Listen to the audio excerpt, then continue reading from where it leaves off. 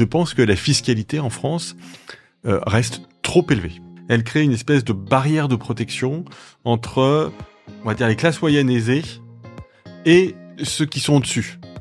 Et la presse, Mediapart, Arrêt sur Image, etc. n'arrête pas de me reprocher quelque chose qui, pour moi, devrait être, en réalité, quand on parle d'économie, qui devrait être un prérequis obligatoire, c'est que je dirige un cabinet de conseil qui, horreur absolue, travaille avec des entreprises. Moi, comme je te disais, j'ai défendu la réforme des retraites. Je peux pas dire d'un côté aux gens, c'est très important que vous travailliez 2 ans de plus, et de l'autre, désolé, mais vous allez travailler 2 ans de plus et vous allez travailler beaucoup, mais vous n'avez pas les moyens de vous payer une pizza en famille à la fin du mois. Ça, c'est pas possible. Formidable, l'intelligence artificielle générative arrive. Formidable, l'Union européenne est le premier continent à avoir réglementé l'IA générative, parce que c'est bien connu, ChatGPT va sans doute nous tuer, se retourner contre nous, tuer l'espèce humaine, etc. Donc il faut faire très attention à ça, etc. Merci d'être là, Nicolas. Avec plaisir. On va parler d'enjeux macroéconomiques, mais microéconomiques aussi. On va parler de la France, on va parler des Français, de leur rapport à l'argent, notamment à travers ton prisme, celui d'un économiste de formation, essayiste, qui a écrit beaucoup sur les sujets, qui intervient beaucoup sur ces sujets-là, qui a une opinion tranchée. Tu exprimes souvent tes opinions, c'est ça que tu aimes faire, en fait. Parce que c'est marrant, moi, j'ai cette image de l'économiste qui manipule des chiffres et qui a une volonté d'être dans l'objectivité exacerbée. C'est pas du tout ton sujet. Alors, d'être dans l'objectivité, si, mais disons que moi, je suis pas un universitaire. Hein, donc, il y a des économistes qui sont des universitaires, qui ont fait une thèse, qui enseignent à l'université, qui font de la recherche. Et donc, eux, en effet, leur vie, hein, je dirais, c'est de faire de l'enseignement, mais c'est aussi de faire des modèles, de les confronter à la réalité, etc. Moi, je fais pas ça du tout. Moi, je suis pas un universitaire. Je dirige un cabinet de conseil. J'interviens dans les médias. Et j'ai un engagement qui est un engagement, en effet, idéologique. C'est-à-dire que je suis un libéral complet d'ailleurs, hein, pas que sur le plan économique. Mais en revanche, ça veut pas du tout dire, bien évidemment, parce que là, ce serait du mensonge, que je manipule des chiffres ou que je mens. Ça, jamais. Je dis toujours ce que je pense être la vérité. On n'atteint jamais la vérité, hein, c'est un idéal type, mais enfin, j'essaie en tout cas de dire la vérité. Je déteste par-dessus tout les fake news, le populisme, le manque de rigueur, le manque de précision. Enfin, je déteste et je combats tout ça. Mais c'est vrai que je défends un projet qui est un projet de société qui, pour le dire, enfin, dire de façon très, très générale, mais place la liberté au-dessus des autres considérations. Ça ne veut pas dire du tout que les autres considérations ne comptent pas. Absolument pas, mais je place la liberté au-dessus, et c'est la raison pour laquelle je me définis comme libéral, et donc je suis engagé dans ce combat. Donc pas seulement dans le combat pédagogique, il y a des gens, des économistes qui font de la pédagogie, c'est très bien, c'est absolument nécessaire, mais moi j'ai aussi cet engagement qui est de plus en plus rare, parce qu'il y a une crise de l'engagement. De moins en moins de gens qui s'engagent parce que ils ont peur, ça les inquiète, ils aiment pas, ils ont pas le temps, j'en sais rien. Et donc moi j'essaie au contraire de m'engager. Et dans tes travaux, dans tes différents ouvrages, en fait, j'ai l'impression que tu as plutôt une position où tu défends le modèle social Bien français. sûr, mais oui. Ce qui, à mon sens, mais parce que moi, j'ai pas, tu vois, je connais pas la philosophie libérale en fond et largement à travers, mais tu vois, mais c'est marrant parce que moi, dans ma tête, le libéralisme n'est pas forcément l'ami du système de protection à la française. Ouais. Alors que toi, c'est l'inverse. Tu pars du principe que on a un système auquel les Français sont attachés et qui est plutôt un bon système selon toi, mais il faut non seulement l'améliorer, mais aussi le protéger. Et c'est là où tu dis on est loin de faire ce qu'il faut pour protéger ce système, quoi. Non, mais je reviens à ce que je disais tout à l'heure. Moi, mon idée, c'est vraiment que les gens, mon projet idéologique, c'est que les gens puissent s'épanouir, qu'ils puissent construire leur vie, qu'ils puissent devenir autonomes. Voilà, c'est ça qui m'anime. Je veux une société où les gens sont en capacité de faire leur vie. C'est ça mon libéralisme à moi. Alors, je ne veux pas pontifier sur le libéralisme, mais qui s'inscrit dans une tradition qui est celle de Tocqueville, de Raymond Aron, même d'une certaine façon de Camus, même s'il était plutôt de gauche. Mais enfin, voilà, cette idée véritablement de l'autonomie de l'individu. Et je considère que la protection sociale à la française, elle peut apporter de l'autonomie, parce que quand les gens savent qu'ils vont être bien soignés, quand les gens savent que si jamais ils ont un problème, ils sont licenciés, ils pourront être indemnisés et chercher un autre travail, ça participe de l'autonomie de l'individu. Donc, ce que je combats, en revanche, c'est un État qui prend trop de responsabilités, qui s'étend trop, jusqu'à entrer en contradiction avec l'autonomie de l'individu. Et là, ça peut prendre des formes économiques, par exemple.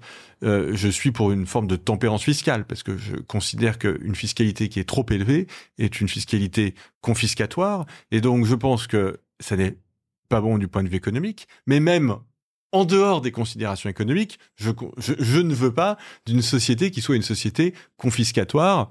Peut-être on en parlera tout à l'heure, c'est quand même l'un des aspects de ce podcast, mais je trouve très bien que les gens gagnent leur vie, qu'ils gagnent de l'argent, qu'ils veuillent s'enrichir. Voilà, il y a des gens qui veulent s'enrichir, d'autres qui veulent pas, et je suis pour la coexistence de tout ça. C'est ça la démocratie libérale, c'est permettre la coexistence de gens qui ont des aspirations différentes. Et en fait, ce qui me frappe le plus, c'est ce que je vois dans ma vie professionnelle, mais même dans ma vie privée, je suis très attentif à ça. Et puis je dirige une entreprise en plus, donc j'ai des collaborateurs. C'est absolument fascinant de voir à quel point les aspirations des gens sont différentes, en fait. C'est tout à fait étonnant.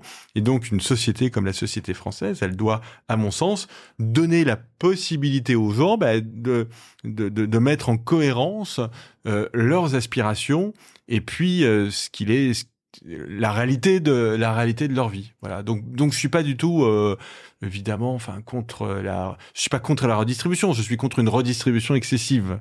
Je suis pas contre la réglementation, je suis contre une réglementation excessive. Je déteste le sectarisme et le dogmatisme.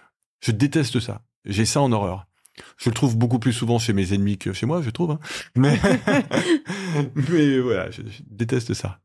Est-ce que tu peux nous donner des exemples, des endroits où effectivement tu trouves que l'État intervient trop, notamment si on prend l'aspiration à s'enrichir, et tu l'as bien dit, tout le monde n'a pas cette aspiration-là.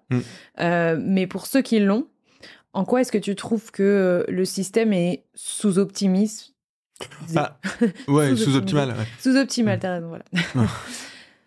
En fait, la fiscalité en France, elle est très redistributive. Hein. Donc ça, c'est vraiment attesté par notamment les comparaisons qui sont réalisées par l'OCDE, par exemple, hein, qui montrent que la France est sans doute d'ailleurs le pays le plus redistributif de tous les pays de l'OCDE.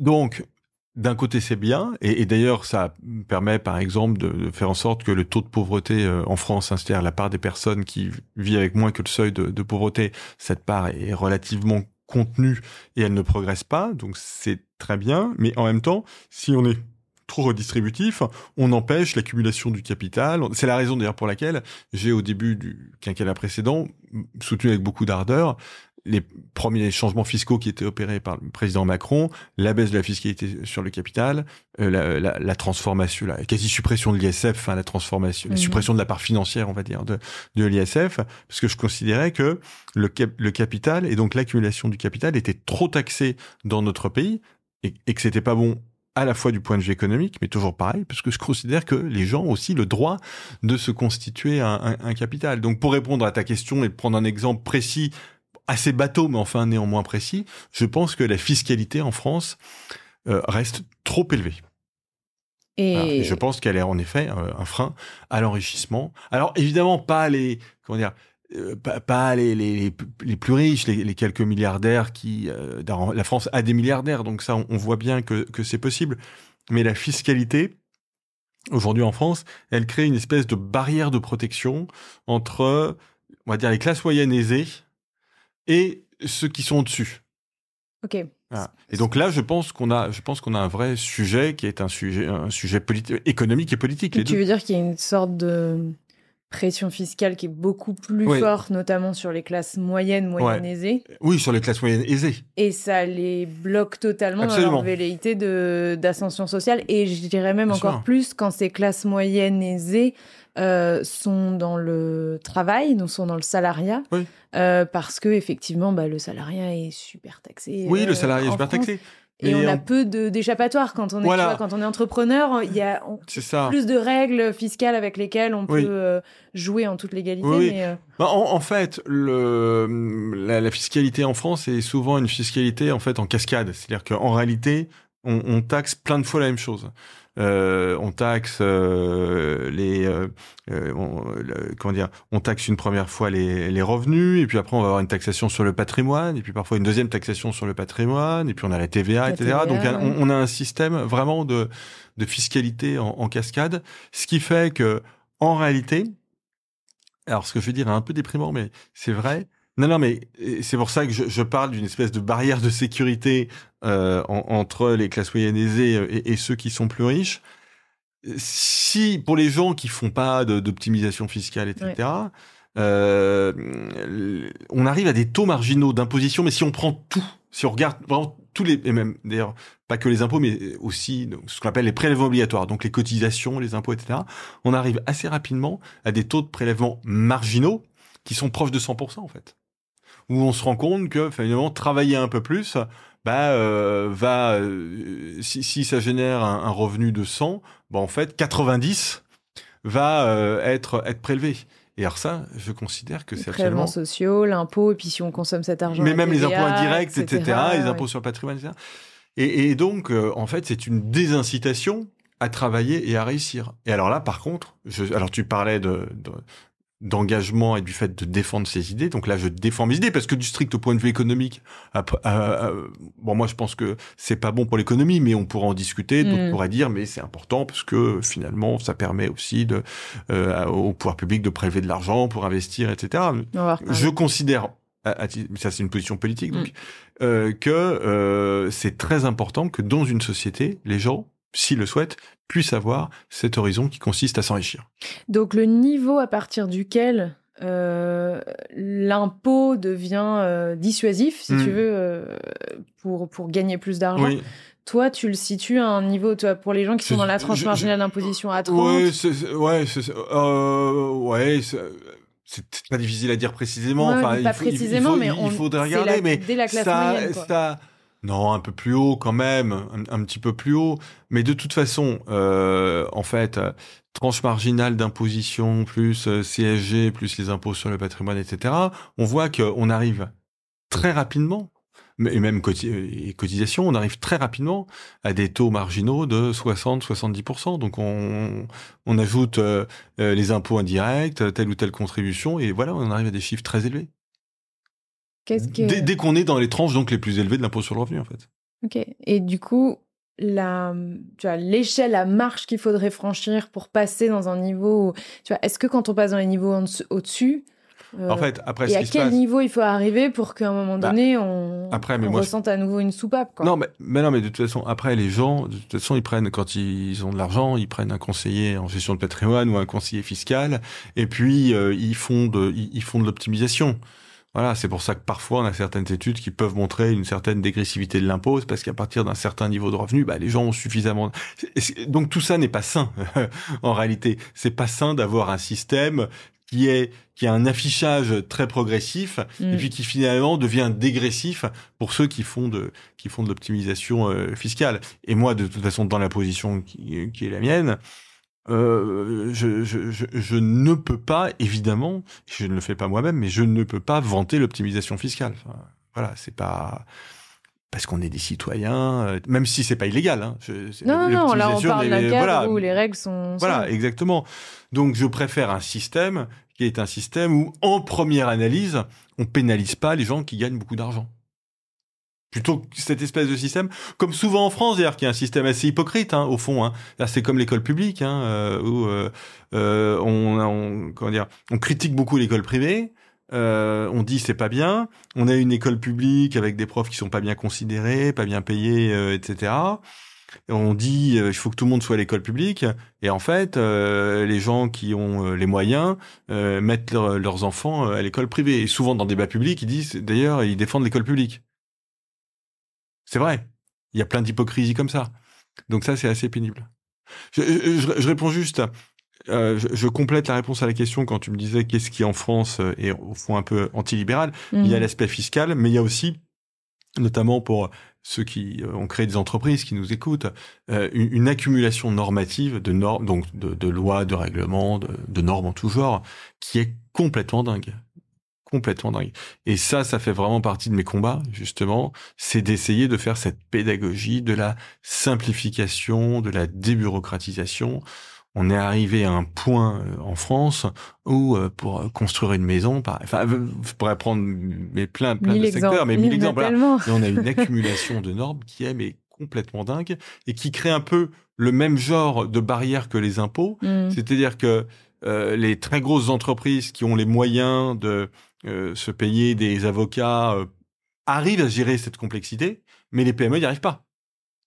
Tu vois, à tous les niveaux, tu vois, moi, tu prends le Français qui a envie d'investir dans l'immobilier et qui n'a pas forcément envie d'investir dans un Pinel, dans du neuf, etc.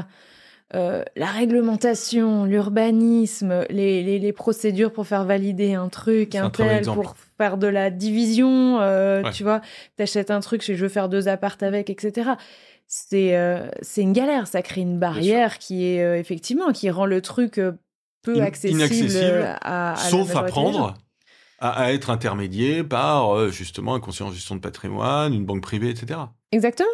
Et donc, du coup, là, ça crée effectivement... on est dans les barrières. Qu'est-ce qui empêche les gens de s'enrichir plus en France? Et effectivement, il y a pas que la fiscalité. Hein. Comme tu le dis, effectivement, plus on veut se frotter à la complexité du monde, et on en a besoin si on veut s'enrichir.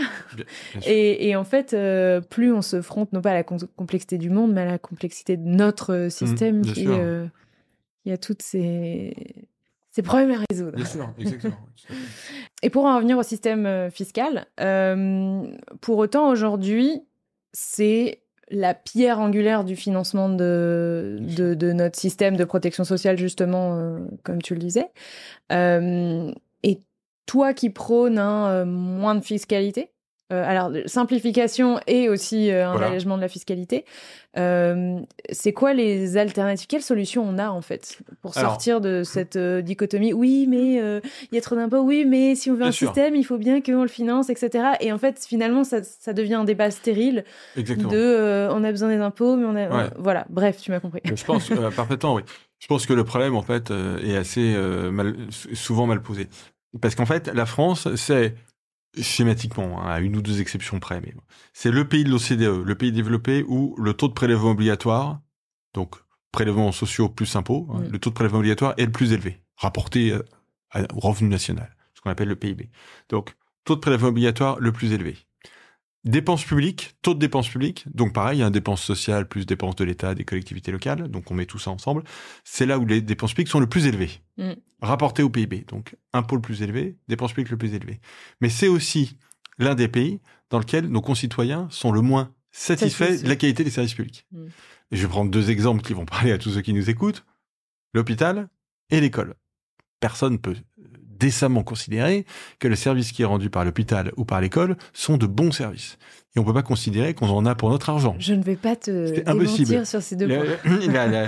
Si je prends les classements Teams ou PISA, par exemple, qui sont des classements qui comparent les performances des élèves pays par pays, voilà, vraiment, on regarde le niveau des élèves. Si je prends le classement Teams en maths, par exemple, nous sommes, en Europe, sur 27, 27e. Ouais. Voilà. J'allais dire avant-dernier. Non, c'est pire. Alors là, on regarde dans Teams, en l'occurrence, de mémoire, les performances des CM1 et des élèves de 5e, je crois. Bon. Donc, je crois qu'il y en a un où je crois qu'en CM1, on est 27e dans la dernière édition et on est 26e, en effet, pour les 5e. Bon. Mais si on regarde ce qu'on dépense en matière éducative, alors la France n'est pas l'un des pays où on dépense le plus, mais on est dans la moyenne des pays de l'Union européenne. Donc, on est dans la moyenne de la dépense, on devrait être dans la moyenne des résultats. Bah non, on est dans la moyenne de la dépense et on est dans la nullité des résultats. Donc ça va pas. L'hôpital, on verse énormément d'argent à l'hôpital. Peut-être qu'il y a quelques années, on pouvait dire l'hôpital n'a pas assez d'argent, mais cette année, dans le budget, ce qu'on appelle le PLFSS, le projet de loi de financement de la sécurité sociale, donc de cette année, 2023, l'hôpital, c'est plus de 100 milliards d'euros. Donc, et je connais des hôpitaux, je travaille beaucoup sur l'économie de la santé, enfin, mon cabinet travaille beaucoup là-dessus. Je vois des hôpitaux qui ont des budgets de 150 millions d'euros. Faut pas m'expliquer que ça représente pas beaucoup d'argent. C'est impossible. Je t'avouerai que pour le commun des mortels, alors c'est beaucoup d'argent. Le podcast, on peut pas se rendre compte. Ben, je vous le dis. Faites-moi confiance, c'est beaucoup d'argent. Et de toute façon, vous le voyez bien, parce que les chiffres que je donnais sont des chiffres publics et notoirement connus. Donc dépenses publiques de toute façon la plus élevée. Donc on voit bien qu'on a un problème d'efficacité de la dépense publique. C'est l'exemple que je prenais dans l'éducation. On a une dépense moyenne et des résultats pas bons. Donc on voit bien que cet argent, il est mal employé. Et pourquoi il est mal employé? Alors là, ça nous renvoie à des sujets qui sont des sujets extrêmement lourds d'organisation de notre sphère publique en France, qui est une organisation extrêmement compliquée, avec de très nombreuses strates, beaucoup de bureaucratie, un statut des fonctionnaires qui souvent se retourne contre eux, des fonctionnaires qui ont certes la garantie de l'emploi à vie, mais qui en contrepartie sont mal payés, et donc qui sont parfois, et même souvent, pas motivés, qui sont pas managés. Il y a un problème de ressources humaines, mais dramatique, au niveau de la sphère publique, et en particulier de l'État, mais même de l'hôpital, par exemple. Donc, on a un sujet majeur. C'est peut-être pour moi d'ailleurs le sujet le plus important en France, majeur, d'organisation de notre sphère publique. Alors, qu'est-ce que ça veut dire pour répondre à ta question? Ça veut dire que avec sans doute le même argent ou un peu moins d'argent, on pourrait en fait faire beaucoup mieux. Et donc, oui, il serait possible de stabiliser, voire de diminuer nos dépenses publiques. Et du coup, sans creuser les déficits, il serait possible de diminuer nos prélèvements obligatoires. Mais c'est un chantier qui est immense, parce que ça se fait pas par de la simple volonté politique, ça se fait par des réorganisations qui sont des réorganisations très, très profondes. Et il y a une différence entre l'éducation et l'hôpital, c'est que tu vois, l'éducation, il y a nos systèmes, enfin, c'est pas les systèmes qui sont évalués, c'est comme tu disais, c'est le niveau des élèves, mais il y a des évaluations qui sont faites. C'est vrai. Et le système de la santé, comment est-ce qu'on évalue son efficacité? Est-ce que c'est fait? Est-ce qu'il y a des budgets qui sont alloués à ça? On parlait tout à l'heure de la politique fiscale tout à l'heure, mais comment est-ce qu'on s'assure que effectivement elle est efficace dans son ensemble, que les moyens qu'on lui alloue contribuent à créer plus d'efficacité? Je vais te répondre. Et ben moi je ne sais pas. Non. Oui, non, mais la façon dont il faudrait le faire et dont on ne le fait pas et qu'on ne fait pas, c'est de demander aux patients. En fait, c'est de demander leur avis aux contribuables. Il faut que dans chaque hôpital, on puisse... Alors, parfois, c'est fait, il y a des questionnaires de satisfaction, etc., mais tout ça n'est pas consolidé, tout ça n'est pas traité, tout ça n'est pas rendu public. Donc, il faudrait que pour chaque hôpital, en France, c'est de l'argent public, hein, c'est l'argent de tous les Français. C'est pas comme de l'argent privé, hein. Une entreprise, c'est l'argent de ses actionnaires. Bon, c'est le problème des actionnaires. Ils ont le droit de vendre leurs actions. L'argent public, c'est pas la même chose. Hein. Quand on prélève des prélèvements sociaux ou des impôts aux gens, on leur demande pas leur avis. Hein. C'est obligatoire.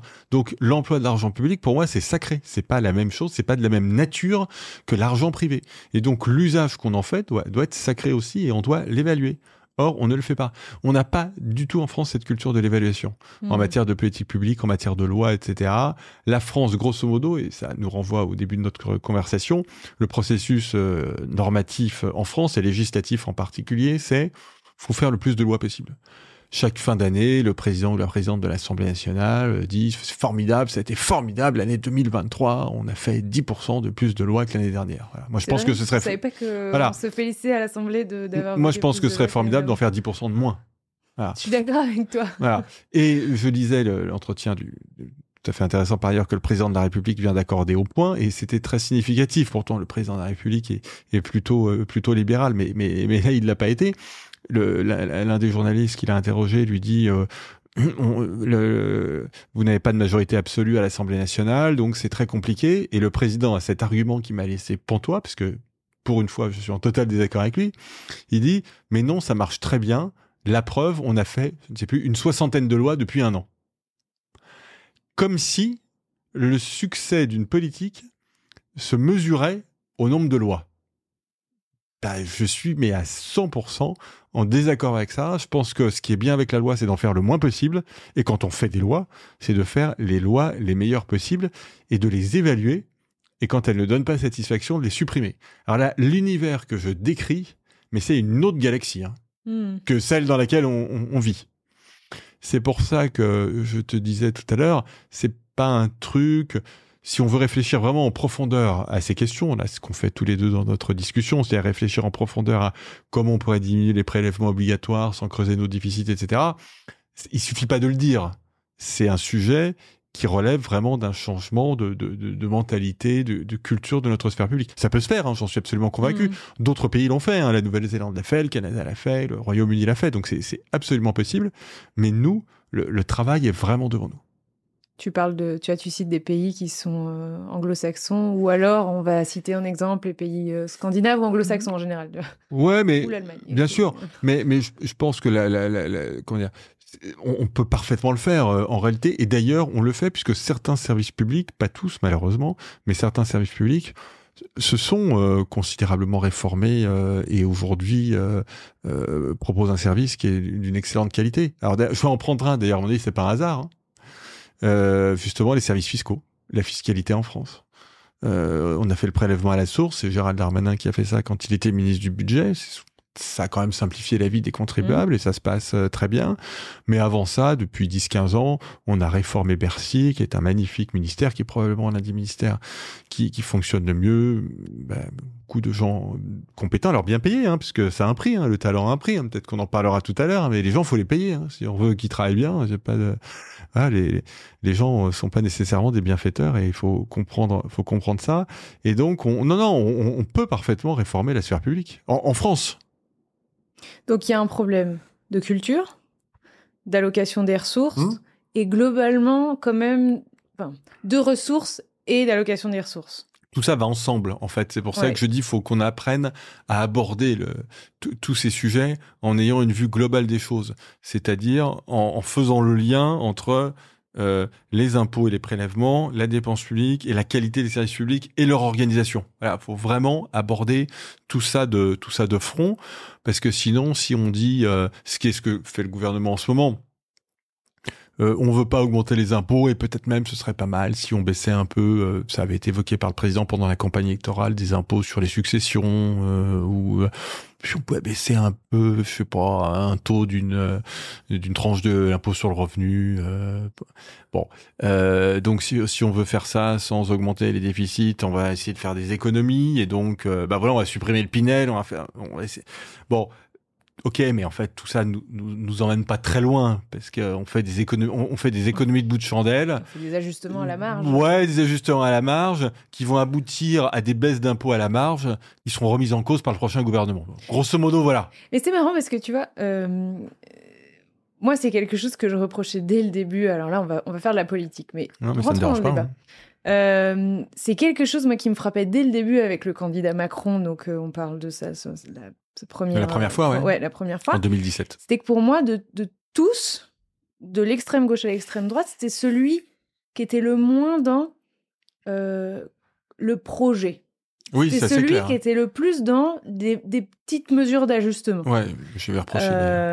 Je suis d'accord avec moi. Et pour autant, tu vois, tu dis ça va globalement dans le bon sens, ce que fait Macron, mais ça va pas assez loin, etc. Exactement. Et moi, le constat que je fais, et en fait le constat que j'avais fait quand il était candidat est le même qu'aujourd'hui, c'est-à-dire il n'y a pas de projet. On peut dire tout ce qu'on veut d'autres candidats, mais je sais que vous n'êtes pas très copains visiblement, mais Mélenchon a un projet. On y adhère ou pas? Non, mais je suis d'accord. Il a un vrai projet. Hamon, à l'époque, avait un vrai projet. On y adhère ou pas, Bien sûr. Une fois, mais il avait un vrai projet. À droite, c'était moins le cas, déjà. Mais je trouvais que... Voilà. Marine Le Pen et Zemmour, ils ont des projets aussi. Aussi.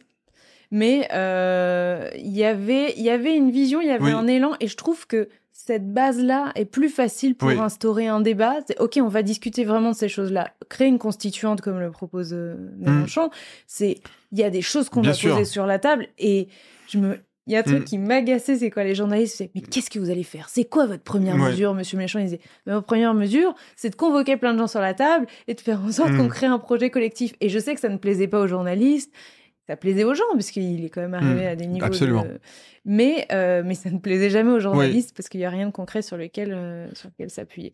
Et voilà, on reste dans cet entre-deux, cet à peu près que tu décris dans ton dernier livre. C'est en fait, parce que l'extrême droite c'est mal, et puis parce que l'extrême gauche c'est mal, finalement, on entretient aussi, par notre bulletin de vote, cet à peu près, à mon sens. Bon, alors, je suis complètement d'accord avec toi, et c'est d'ailleurs un point que je développe dans mon livre de cette année, qui sortira du coup en début d'année, mais je l'ai déjà dit ou écrit plusieurs fois. C'est-à-dire qu'au fond, alors je vais le dire en reprenant mes mots à moi, les gens qui disent des trucs intéressants en politique, de mon point de vue, sont les gens avec lesquels je suis pas d'accord. Voilà. Mais je pense qu'il y a quand même une raison de fond. C'est que quand on est radical, voire extrémiste, c'est plus facile d'être intéressant. Parce qu'en fait, on est concentré sur le narratif. Voilà. Donc, on a beaucoup plus de liberté pour dire des choses qui sont outrancières. Parce que ce que je dis là n'est pas vrai simplement en France. Écoute Donald Trump, c'est marrant et intéressant ce qu'il dit. Non, mais je veux dire, donc, ça l'était aussi quand il était au pouvoir. Quand il insultait les journalistes, c'était rigolo. Non, mais il y a deux choses. Il y a être dans les extrêmes et il y a aussi être dans l'opposition. Non, mais bien sûr. Mais ce que je veux dire quand même, c'est que justement, en fait, les discours politiques qui sont les moins intéressants aujourd'hui, c'est pas simplement Macron, en fait. C'est Macron, la droite et le Parti socialiste. Donc, en réalité, c'est tout l'arc, on va dire, schématiquement, ce qu'on appelait autrefois du centre-gauche ou de la gauche de gouvernement à la droite de gouvernement. Et ça redevient intéressant. En fait. Chez Zemmour, les territoires perdus de la République, l'intégration des musulmans, l'immigration, etc. Et ça redevient intéressant chez Mélenchon, les riches, des parasites, la planification écologique, etc. Mais pourquoi ça devient intéressant?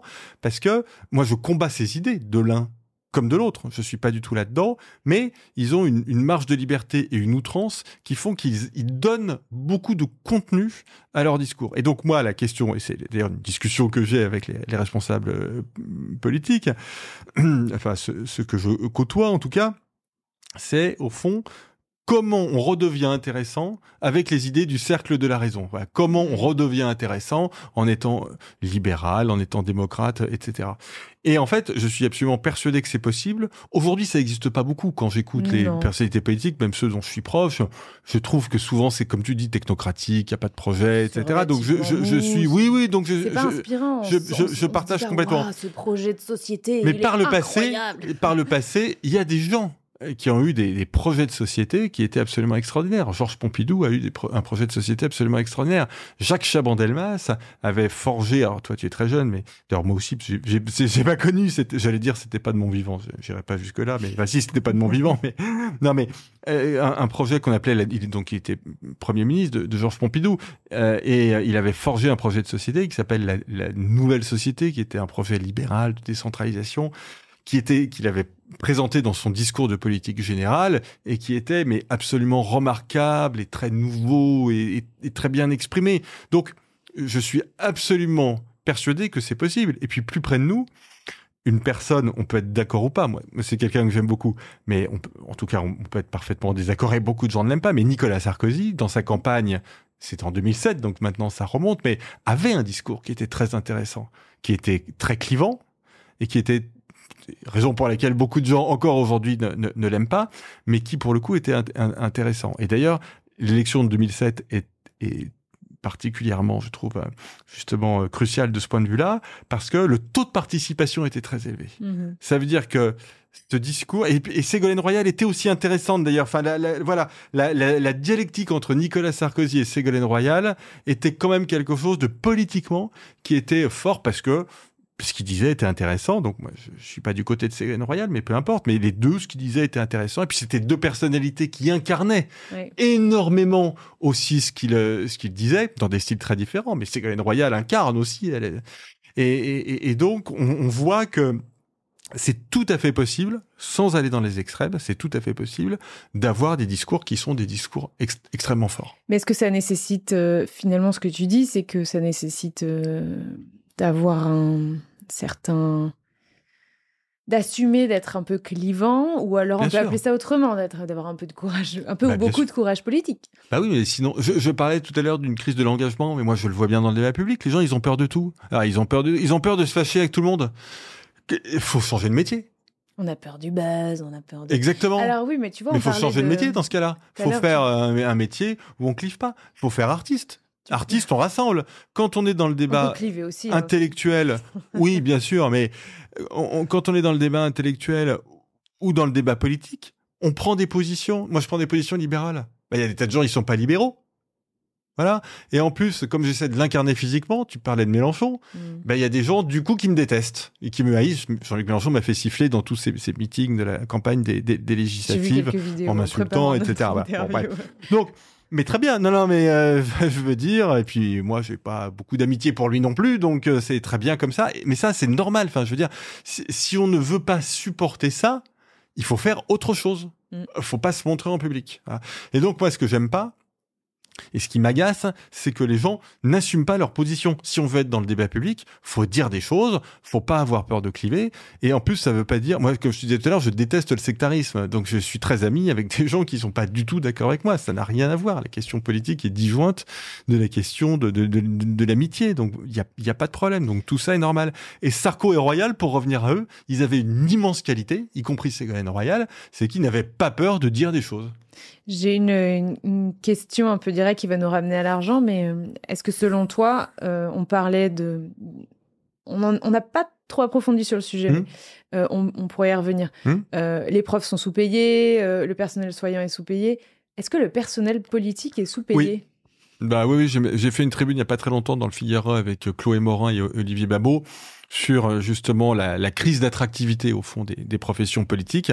Je suis persuadé que c'est un problème démocratique absolument majeur. Mais je pense aussi. Personne ne veut le voir parce qu'on est bien des magots, surtout, et qu'il faut taper sur les politiques et sur les élus parce que forcément c'est mal, donc on dit que c'est des escrocs qui sont incompétents, etc.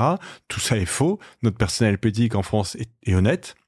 Il y a très peu de cas de corruption, etc. De toute façon, c'est puni tellement sévèrement maintenant en France que je déconseille à quiconque de tenter la corruption. Je le déconseille évidemment du point de vue moral, mais aussi du point de vue juridique, parce que c'est de la folie. On a un arsenal aujourd'hui législatif anti-corruption qui d'ailleurs, à mon avis, alors est excessif. Je veux pas mal me faire comprendre.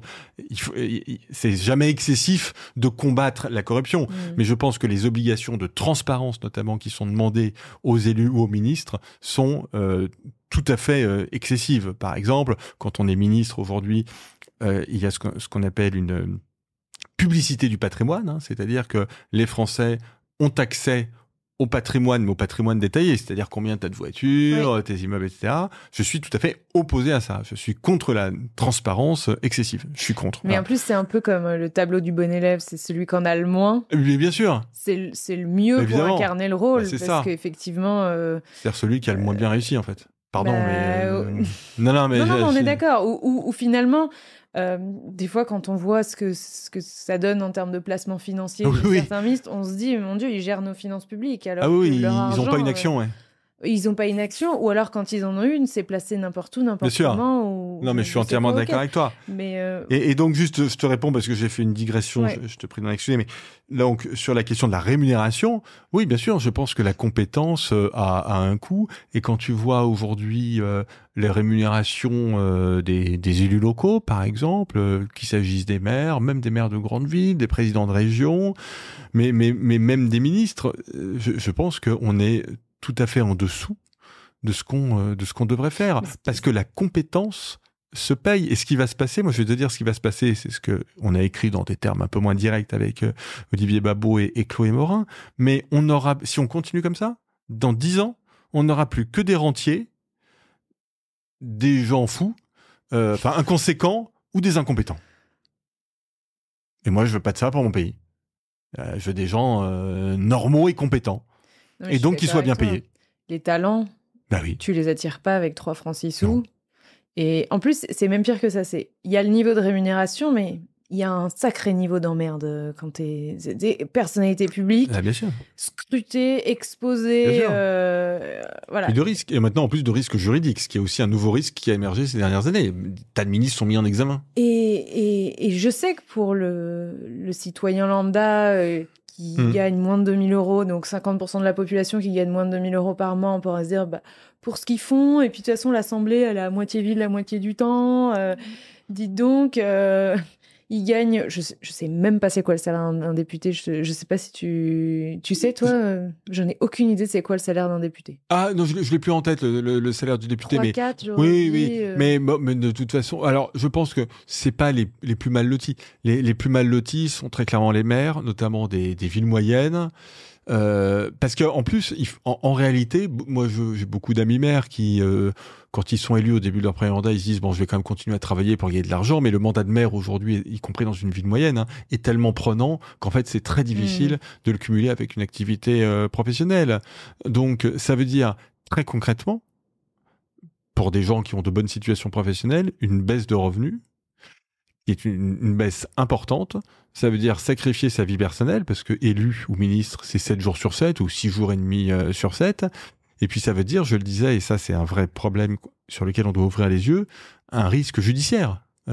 Aussi un risque judiciaire, heureusement, ça donne très rarement lieu à des condamnations. Enfin, ça donne lieu quand même à des procédures judiciaires qui durent plusieurs années.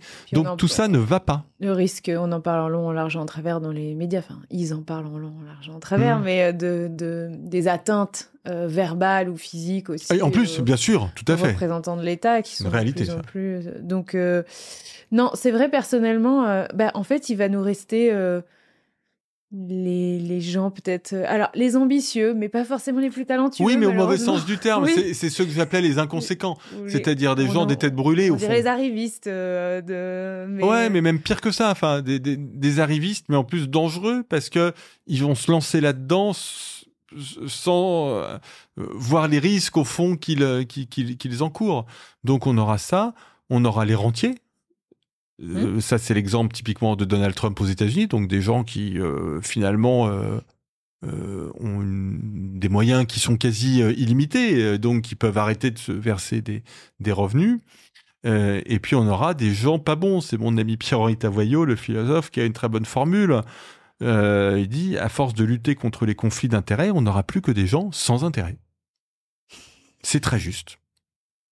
Moi, je suis pas élu, et la presse, Mediapart, Arrêt sur Image, etc., n'arrête pas de me reprocher quelque chose qui, pour moi, devrait être, en réalité, quand on parle d'économie, qui devrait être un prérequis obligatoire, c'est que je dirige un cabinet de conseil qui, horreur absolue, travaille avec des entreprises.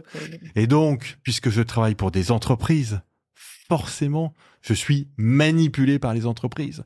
Comme je travaille notamment, par exemple, entre autres, je travaille avec une quarantaine d'entreprises, mais comme je travaille pour L'Oréal, bien évidemment, ce que je dis dans la presse, je l'écris sous la dictée de Bernard Arnault, puisqu'il ne peut pas venir à l'esprit de certains journalistes que ce que je le dis, je le pense. Voilà, ça, c'est apparemment complètement exclu. Donc, je dis ça non pas pour parler de moi, mais pour te montrer quel est le niveau de paranoïa absolument délirante d'un certain nombre de gens par rapport à la proximité avec les entreprises. Bah, évidemment que je travaille pour les entreprises. Moi, je pense qu'on peut pas parler d'économie si on travaille pas avec les entreprises. Voilà. Parce que l'économie, elle est faite d'abord par les salariés, par les chefs d'entreprise. C'est eux qui font d'abord l'économie. Et après, sur le reste, je veux dire, jamais une entreprise, jamais personne ne pourra me dicter ce que je dis. Et d'ailleurs, très souvent, je prends des positions qui vont contre les intérêts des entreprises.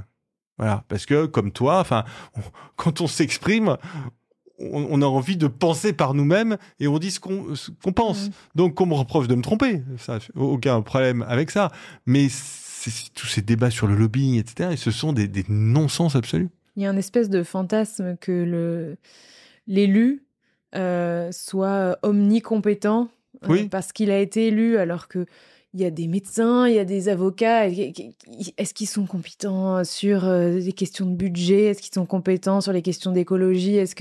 Et je ne pense pas que quand on on arrive et qu'on on est élu député, on a le stage de formation et puis même s'il y en avait un en 6 semaines, ce serait largement insuffisant. Mais les élus sont pas formés, les élus ont pas de moyens pour s'entourer non plus. Absolument, notamment les députés, tu vois, ce que tu dis est très juste. Je recevais dans un autre épisode Simon d'Aragon qui fait du conseil en fiscalité. Il conseille aussi certains députés et il nous disait mais en vrai je le fais pour 3 francs 6 sous et certainement pas pour m'enrichir parce qu'ils n'ont pas les moyens. Ils n'ont pas les moyens, quand ils mettent une proposition sur la table, d'aller l'évaluer, d'aller savoir quelles sont les conséquences de ça ou ça. C'est très juste. Et la plupart du temps, c'est comme ça que ça se passe, malheureusement. Et après, on fait pas des enquêtes parlementaires. Si, voilà. Et pour évaluer a posteriori, quand il y a quelque chose qui est sorti dans la presse, c'est un scandale, etc. Oui. Et ça me fait penser à quelque chose, je suis curieuse de recueillir ton opinion là-dessus, mais c'est le fameux recours au cabinet de conseil, au cabinet de conseil, donc ça a été épinglé par la Cour des comptes. Par la Cour des comptes, absolument. Je ne me trompe pas. Est-ce que je connais pas les chiffres, est-ce qu'il y a un usage excessif des cabinets de conseil? Est-ce qu'on est trop peu on n'a pas grand-chose pour juger de ça? Non, enfin... Pardon, excuse-moi, je t'ai coupé. Non, je me demandais si c'était une position dogmatique ou pas de la part de la Cour des comptes ou si vraiment, encore une fois, on était dans la sous-optimisation des ressources, mauvaise allocation de nos ressources. Non, moi j'ai l'impression qu'il n'y a pas vraiment de problème parce que en fait, quand on fait un peu des comparaisons internationales, on voit que la France a pas plus recours au cabinet de conseil que les autres, et en plus le recours au cabinet de conseil en France, c'est essentiellement des missions liées au numérique, à l'informatique. Voilà, c'est pas du conseil au sens où forcément peut-être l'opinion publique l'entend. Donc, moi, j'ai pas l'impression qu'il y ait véritablement de scandale. Je pense que c'est très bien qu'on ait fait appel à des cabinets de conseil au moment de la vaccination, parce que au début de la vaccination contre le Covid, elle patinait, elle démarrait pas bien, c'était très lent. Donc, c'était très important de pouvoir mobiliser des consultants pour regarder ce qui allait pas, quels étaient les points de blocage, comment on organisait tout ça. Et d'ailleurs, finalement, on a eu une excellente campagne de vaccination qui a très mal commencé, mais qui a très bien continué, qui s'est formidablement bien terminée. Donc, honnêtement, alors après, peut-être que dans certains ministères, mais là, je suis pas compétent pour le dire, peut-être qu'on fait trop appel à des cabinets de conseil. Mais globalement, en tout cas, je pense que là encore, ça a été monté en épingle par la presse et par l'opposition, avec toujours l'idée selon laquelle les cabinets de conseil, c'est le secteur privé, c'est l'entreprise, et donc c'est mal. En fait, c'était ça l'idée qui était sous-jacente. Voilà. Alors moi, je te dis ça. Moi, je dirige un cabinet de conseil. Nous, on travaille pas pour l'État. Et voilà, c'est une décision qu'on a prise. Donc, je suis pas du tout concerné par ça. Donc, je vois les choses de l'extérieur, mais j'ai vraiment pas l'impression qu'il y a un scandale à ce niveau-là. Après, ce qui est vrai, c'est que certains cabinets de conseil, ils font pareil avec les entreprises, vendent des études très chères et qui sont pas toujours géniales. Mais ça, c'est pas un scandale au niveau national. Ça, c'est aux administrations dans les ministères de pousser une gueulante ou de changer de prestataire.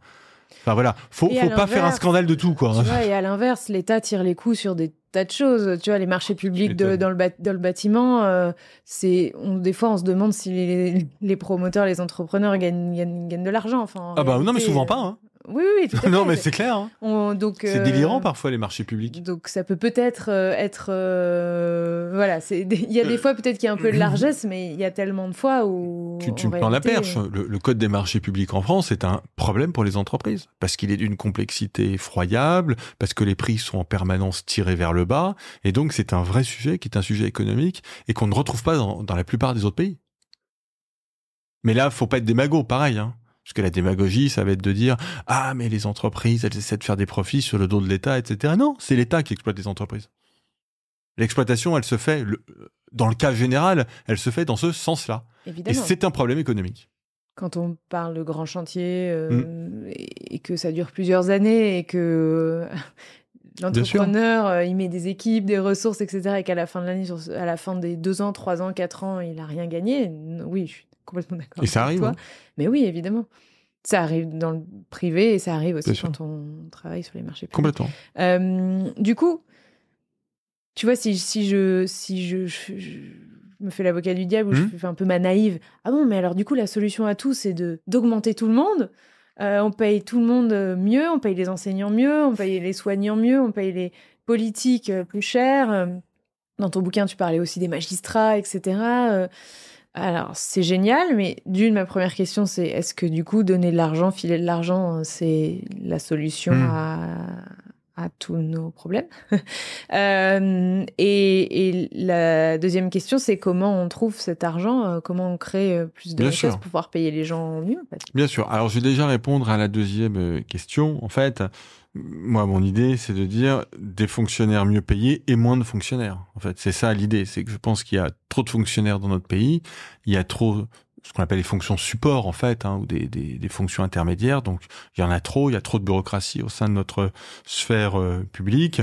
Et donc, je pense qu'il faut diminuer le nombre de fonctionnaires, ce qui peut se faire par les départs en retraite, notamment. C'est ce qu'on a déjà fait par le passé. Donc, d'un côté, il faut faire ça. Et de l'autre, il faut donc moins de fonctionnaires, mais des fonctionnaires qui soient mieux payés, mais surtout mieux incités. Parce que le problème de la fonction publique, qu'il s'agisse de, reprenons l'hôpital ou l'école par exemple, c'est qu'on fait pas de différence entre les gens qui bossent super bien et qui se défoncent et les autres.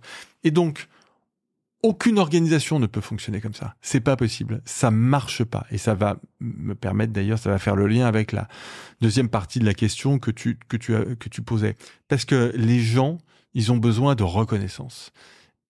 C'est vraiment absolument universel. Il y a une crise de la reconnaissance c'est un moteur dans de notre la création de richesse mais il faut être reconnu. Collective. Bien sûr. C'est de permettre à ceux qui ont envie de se défoncer d'être reconnus et d'y arriver. Mais complètement. Okay. C'est fondamental dans une société humaine. Et donc, ceux qui se défoncent, ceux qui font plus que les autres, ceux qui font mieux que les autres, eh bien, ils doivent être récompensés. Ils doivent avoir une valorisation qui est supérieure aux autres. Aucun système ne peut fonctionner s'il n'y a pas ça. Alors, c'est pas forcément facile à faire dans la réalité, parce que parfois, on se trompe dans les évaluations, mais il faut quand même, et toutes les entreprises essaient de le faire, plus ou moins adroitement, tout à fait. Évidemment, mais il faut absolument faire ça. Et donc, il faut absolument qu'on fasse ça dans le secteur public. Enfin, je veux dire, un prof qui est volontaire pour aller dans un endroit difficile, qui se défonce... Attends, Nicolas, il a une prime. Oui, bien sûr, il a une prime. C'est vrai qu'il y a des systèmes. Oui, il y a des systèmes de primes en France et notamment. Non, mais chez les enseignants, il y a des systèmes de primes, mais ce sont pas des primes qui. Elles sont pas élevées. Et puis elles ne récompensent pas les talents des individus ou l'engagement des. Voilà, exactement, l'engagement des individus.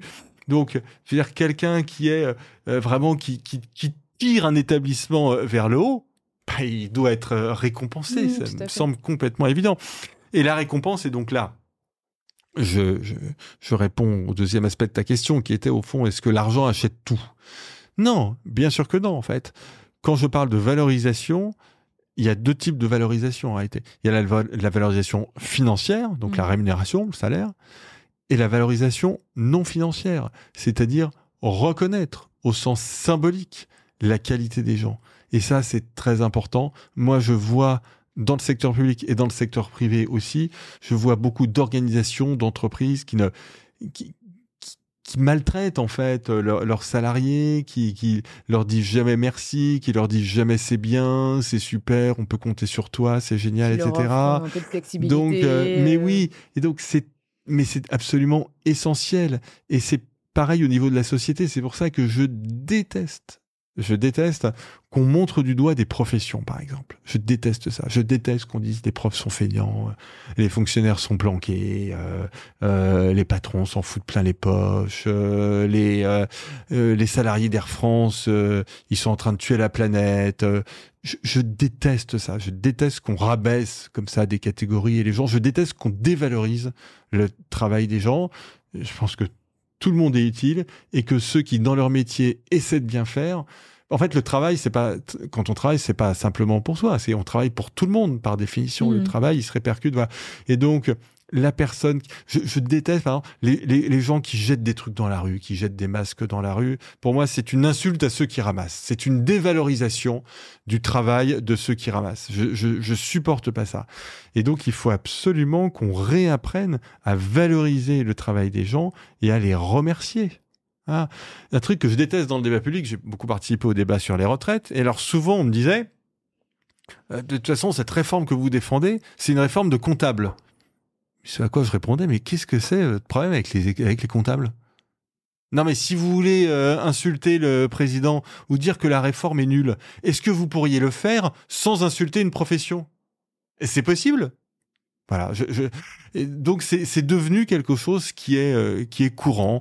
Et donc, alors, on s'appuie de plus en plus sur une écologie qui, à mon avis, est une fausse écologie ou caricaturale pour dire les gens qui travaillent dans les compagnies aériennes, c'est des salauds, les gens qui travaillent dans les laboratoires pharmaceutiques, etc. Donc, faut arrêter ça. Et il faut vraiment revaloriser le travail. Ça me semble très important. Donc, tu vois, il y a la valorisation financière. Les gens, faut les payer. Ils ont le droit. Moi, comme je te disais, j'ai défendu la réforme des retraites. Je peux pas dire d'un côté aux gens, c'est très important que vous travailliez 2 ans de plus, et de l'autre, désolé, mais vous allez travailler 2 ans de plus et vous allez travailler beaucoup, mais vous n'avez pas les moyens de vous payer une pizza en famille à la fin du mois. Ça, c'est pas possible. Les gens qui bossent, ils doivent gagner leur vie. Et ils doivent suffisamment bien gagner leur vie pour se payer les plaisirs de la vie, les sorties en famille, un peu de vacances, etc. Ça, c'est absolument essentiel. Donc l'argent, ça compte. Bon. Mais la valorisation non financière est aussi absolument essentielle. Je vois, là encore, je reprends un exemple concret, pardon, mais je suis très attentif à ça. Je me lève souvent tôt, notamment pour aller faire de la radio, et donc il y a des gens qui font le ménage très tôt, et puis il y a des gens qui arrivent comme ça, et puis ils font comme s'ils n'existaient pas, ils leur parlent pas bonjour, pas merci, etc. Mais je trouve ça dingue. Ils se sont levés à 4h du matin pour nettoyer l'endroit où nous on bosse la journée. Et enfin, c'est pas anodin comme et en plus pour des salaires qui sont pas des salaires délirants, c'est le moins qu'on puisse dire. Bah voilà, quand on ne dit pas bonjour à ces gens-là, on insulte leur travail en France, en fait, et on dévalorise leur travail. Je pense que c'est insupportable. Je voudrais qu'on parle des solutions pour financer tout ça, mais avant ça, moi, c'est une idée dans la tête depuis un moment, je ne sais pas si elle est viable, mais on oublie des fois qu'il y a quand même un domaine dans le fonctionnariat qui ne fonctionne pas par l'emploi à vie, c'est l'armée. Oui, absolument. C'est un de ceux qui fonctionne le mieux, d'ailleurs. Exactement. Et en fait, je me dis tout le temps, pour moi, le nœud du problème dans le fonctionnariat, c'est l'emploi à vie. Alors, c'est un contrat, hein, mais si on veut rompre le contrat et du coup, effectivement, pouvoir aussi instaurer plus de méritocratie dans le système, pour moi, on doit aussi casser ce contrat de l'emploi à vie. Et les gens me disent « Oh, mais ça n'existera pas !» Ça existe déjà. Absolument. Ça existe déjà. C'est une solution qui est... Tu vois, c'est un... Je suis entièrement d'accord avec toi. Ça existe déjà un peu. Hein. Mais j'ai l'impression que en fait, on a la contractualisation. Voilà, exactement. Donc, on a contourné le problème, en fait, assez astucieusement, mais comme je le disais tout à l'heure, c'est un peu hypocrite, encore une fois. Donc, on l'a contourné par la contractualisation. Et en fait, on recrute pas mal de contractuels aujourd'hui dans la fonction publique. Je vois Bercy, par exemple, donc ministère que je connais bien. On recrute pas mal de contractuels. Et alors là, on les recrute... comme dans le privé, hein. Enfin, c'est entretien d'embauche, on parle du salaire, etc. Voilà, donc il y a quasiment pas de différence, et c'est bien. Moi, je suis entièrement d'accord avec toi. Je pense que l'emploi à vie est pas quelque chose qui rend heureux. Enfin, je veux dire, parce que là encore, on est des humains, on n'est pas des machines, et donc de la même façon que je te disais tout à l'heure que les aspirations sont différentes selon les personnes, mais nos propres aspirations évolue aussi dans la vie. On n'a pas envie de faire la même chose à 25 ans, à 40 ans et à 60 ans. Les choses évoluent. Et donc, cette idée de l'emploi à vie, c'est l'un des plus grands problèmes de l'hôpital aujourd'hui. Tu rentres dans un hôpital. Il y a un statut à l'hôpital, un statut de la fonction publique hospitalière. Bonjour, monsieur, madame, donc très bien, vous allez rentrer, vous allez être, ça correspond à votre diplôme, vous allez être infirmière aux urgences. Voilà. Et alors, votre plan de carrière, c'est que dans 30 ans, vous serez infirmier ou infirmière en bloc opératoire. Et puis, dans 35 ans, vous serez infirmier ou infirmière anesthésiste, etc. Mais c'est sordide. Enfin, alors, de quoi j'aurais envie dans 30 ans, moi, j'en sais rien. De ton point de vue, oui. C'est-à-dire, moi, l'idée que je sache exactement ce que je vais gagner à la fin de ma carrière, tu vois, dans 45 ans, parce que j'ai suivi le point d'indice, pour moi, c'est insupportable. Je peux tout à fait imaginer que cette idée-là est au contraire extrêmement rassurante pour... Non, mais moi, je veux pas leur interdire de rester dans le même job toute leur vie. Hein. Comme je disais, je suis un libéral, je suis pour que chacun... Voilà. Mais je veux pas qu'on oblige tout le monde à faire ça. Ouais, c'est ça. C'est ça le problème. En réalité, on n'oblige personne. Pour le coup, il y a de plus en plus de gens qui quittent le fonctionnariat. Oui, qui ont ce courage d'une certaine façon, c'est très juste. Alors, on commence par se mettre en disponibilité, et puis après, on quitte alors, la fonction publique hospitalière. Ça, c'est probablement l'hémorragie. Complètement, mais même l'éducation nationale. Et l'éducation nationale aussi. Et donc, du coup, il y a cette problématique du système. Moi, je rencontre souvent des gens aussi qui veulent se mettre à l'investissement immobilier ou qui veulent lancer des business à côté. Et dire, ah bah non, on peut pas. On n'a pas le droit de monter une société quand on est fonctionnaire. Tu vois, l'idée qu'on puisse avoir une activité à côté aussi, il faut se mettre à la page, les gars. Si vous nous écoutez, il faut sérieusement se mettre à la page. Donc, non, mais non pas que je suis contente que tu me dises mon idée, elle est bonne, mais en tout cas, moi, je pense que ça passe par là, qu'effectivement, si on veut... et libéraliser, pour moi, en tout cas, ce n'est pas un gros mot, mais c'est juste redonner de la valeur, permettre à ceux qui ont envie de faire plus de le faire et d'être reconnus pour ça, et puis ceux qui n'ont pas envie de faire plus aussi, il n'y a pas de souci. Exactement. Je pense que dans le privé comme dans le public, pour tous les gens qui n'ont pas envie de faire plus, il y a de la place.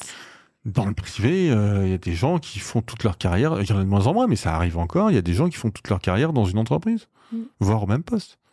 Très bien. Moi, c'est pas la vie à laquelle j'aspire, mais comme je disais tout à l'heure, je respecte parfaitement ça. Donc, je trouve ça intéressant, l'idée de voir comment est-ce que collectivement, le système peut bloquer et freiner la création de valeur sans qu'on revienne... Parce que je trouve que c'est un peu stérile de dire « les Français sont comme ci, les Français sont comme ça ». Je déteste ça. Les jeunes sont comme si... Voilà, les Français sont feignants, de toute façon, les jeunes ne veulent pas travailler, etc. Je trouve que c'est plus intéressant de sortir du débat et de voir ce qui bloque dans le système et ce qui pourrait être, tu vois, ce qu'on pourrait faire bouger pour qu'effectivement ça donne de l'air un petit peu au système. Non, mais les Français sont comme ci ou comme ça, c'est un truc de sociologue dans un bureau de la faculté, mais dans la vraie vie... Non, mais on voit bien que c'est pas ça. Je déteste quand j'entends dire les Français sont feignants ou les jeunes sont feignants. Mais c'est faux, c'est complètement faux. D'ailleurs, les Français ne sont pas feignants, même collectivement. Si on voulait faire une généralisation, le temps de travail en France, en réalité, il est chez ceux qui travaillent, chez les salariés à temps complet, il est plutôt élevé. Il est de 40 heures, donc c'est pas du tout ridicule. Mais surtout, et notamment chez les jeunes, quand tu diriges une entreprise, tu le vois bien. Là encore, il y a de tout et des aspirations extrêmement différentes. Donc pas de généralisation. Donc en réalité, pour toi, le nœud, c'est comment on crée plus de richesse, c'est permettre à ceux qui veulent créer plus de richesse, bien sûr, de créer plus facilement de la richesse. Ça a toujours été comme ça. Mais c'est complètement... Mais de toute façon, n'importe qui peut le comprendre. Dans une économie, on a besoin d'avoir, pour avoir beaucoup de richesse collective, on a besoin d'avoir des gens qui donnent l'impulsion, qui vont créer des entreprises, qui vont les développer, qui vont racheter des entreprises qui marchent pas bien, mais qui vont entreprendre aussi d'ailleurs dans la fonction publique, qui vont développer des services publics, etc. Donc la société, elle trouve son impulsion chez ce que... on appelle l'entrepreneur schumpeterien, enfin du nom de grand économiste autrichien du XXe siècle, Joseph Schumpeter, qui montrait bien que en fait, même pas simplement l'économie, mais les impulsions du changement dans la société viennent souvent des entrepreneurs, c'est-à-dire de gens qui vont chercher des capitaux, qui vont mobiliser de l'argent, des machines, des gens, du capital humain, pour essayer de faire quelque chose de nouveau. Voilà. Fondamentalement, si on va vraiment tout au fond du raisonnement, c'est ça qui donne son impulsion à la société et c'est ça qui va faire qu'une société va croître. Et donc, ces gens-là, faut leur faciliter la vie. Leur faciliter la vie, ça veut dire pas trop de normes et de réglementations, ça veut dire des impôts normaux, ça veut dire un cadre juridique qui soit stable, ça veut dire un cadre fiscal aussi qui bouge pas tout le temps. Voilà, ça veut dire évidemment aussi, comme on le disait tout à l'heure, des garanties, un bon système d'éducation, un bon système de protection sociale, parce que tout le monde a le droit d'être malade, parce que tout le monde a le droit d'avoir un accident professionnel dans sa vie. C'est des choses qui existent pour tout le monde, voilà. Et donc, c'est ça ce qui va faire la richesse d'un pays. Et les causes profondes du sous-développement sont liées au fait que, dans un certain nombre de pays, par exemple des pays d'Afrique subsaharienne, pendant longtemps, on n'a pas laissé émerger ce type d'économie. Ce type d'économie qui va permettre, in fine, l'accumulation du capital par la corruption, par des réglementations, par l'instabilité du cadre juridique. On n'a pas laissé le développement économique se faire. Parce que les gens, ils veulent se développer économiquement, fondamentalement. C'est ça ce qu'il faut bien comprendre. C'est là où, évidemment, j'ai des accords extrêmement profonds avec tous les théoriciens de la décroissance, certains écolos, une partie de la gauche, etc., qui, en fait, ils voient pas que les gens, en fait, ils veulent aller, la très grande majorité des gens veulent aller vers le mieux. Les gens, ils veulent aller vers le mieux et ils veulent que leurs enfants vivent mieux qu'eux et leurs petits-enfants encore mieux qu'eux. Donc, en fait, chez l'être humain, il y a, en règle générale, dans la plupart des cas, il y a cette volonté de progrès pour soi et pour les autres. Voilà. Et c'est ça ce qu'il faut encourager, en fait. Ce qui fait le désaccord, c'est quoi le progrès? C'est un peu la définition de ce que chacun considère le. Non, mais bien sûr. Mais moi, il y a des gens qui vont considérer que l'IA, c'est du progrès, et il y a des gens qui vont considérer que l'IA, c'est. En fait, les deux. Enfin, ça dépend ce qu'on en fait. Exactement. Voilà. Mais n'importe quelle technologie, en fait, c'est pas un progrès ni une régression en soi. Tout dépend ce qu'on en fait. Avec du nucléaire, on peut faire des bombes, on peut soigner des cancers, on peut faire de l'électricité. Enfin, je veux dire, le spectre est large, hein, donc le nucléaire n'est ni bon ni mauvais en soi. De toute façon, il n'y a que les actions des humains qui sont bonnes ou mauvaises en soi. Une technologie ne peut pas faire le mal de la même façon qu'un animal ne peut pas faire le mal. Quand mon chat, j'ai des chats, quand il mange un oiseau, du point de vue humain, on pourrait dire c'est mal. Du point de vue du chat, ça n'a absolument aucun sens. Et d'ailleurs, quiconque a des chats sait très bien que ça n'a aucun sens pour eux de les engueuler quand ils ont mangé un oiseau. Ils comprennent pas. Il n'y a pas de notion de bien et de mal. Il n'y a que les humains qui ont cette notion, qui ont une morale, qui ont cette notion de bien et de mal. Et donc, ça n'est rien d'autre. C'est juste l'usage des technologies qui a une connotation morale. Mais le progrès, je le répète, pour moi, alors en effet, on peut discuter de la question du progrès, mais pour moi, c'est permettre aux gens de mener leur propre vie, voilà, d'être autonomes dans leur propre vie. Et ce que je dis est extrêmement large. Je pense que le rôle de l'éducation, c'est de permettre de faire en sorte que les jeunes soient autonomes, qu'ils puissent construire leur vie. Le but de la santé, c'est de faire en sorte que le plus tard possible dans la vie, les gens puissent continuer d'être autonomes, qu'ils puissent être chez eux, qu'ils puissent sortir, qu'ils puissent voir des amis, etc. Donc voilà, pour moi, c'est ça le but. C'est ça le progrès. Après, les gens, ça ne veut pas dire qu'ils sont heureux. C'est tout à fait autre chose, la question du bonheur. On peut être autonome et malheureux, et avoir des grands problèmes dans la vie, etc. Et là, de mon point de vue, la politique n'a pas à se soucier du bonheur. Pour une raison qui est aussi un peu consubstantielle à ce que je disais tout à l'heure. Il ne peut pas y avoir de définition politique du bonheur, puisque le bonheur est une notion qui est strictement individuelle. Mmh. Ton bonheur n'est pas le mien. Nous n'avons pas les mêmes appétences, j'en sais rien, la même relation à la famille, etc. Donc on ne peut pas avoir de définition générale du bonheur. Ce que l'on peut faire de mieux, c'est permettre aux gens de construire une vie qui corresponde à leur notion du bonheur. Et comment on arrive à être efficient économiquement parlant dans ce système-là? Donc on libère les énergies créatrices. Les gens qui ont envie de faire de l'argent, on leur permet de faire plus d'argent. Et en leur permettant de faire plus d'argent, on le fait avec des mécanismes en baissant les impôts, avec des mécanismes incitatifs, etc. Tu vois, comment on arrive à un niveau d'efficience, tu vois, et si on rentre dans le concret, quelles mesures pourraient aller dans ce sens-là? Parce que quelque part, si on permet à tout le monde d'être entrepreneur et que pour le faire, on baisse drastiquement, j'en sais rien, les charges sur le recrutement ou la rémunération des dirigeants ou l'impôt sur les bénéfices, ce qu'on donne d'un côté, on le prend de l'autre. Finalement, qu'est-ce qu'on a créé comme efficience? Si ce n'est qu'on a libéré les énergies, on a peut-être créé plus d'innovation technologique.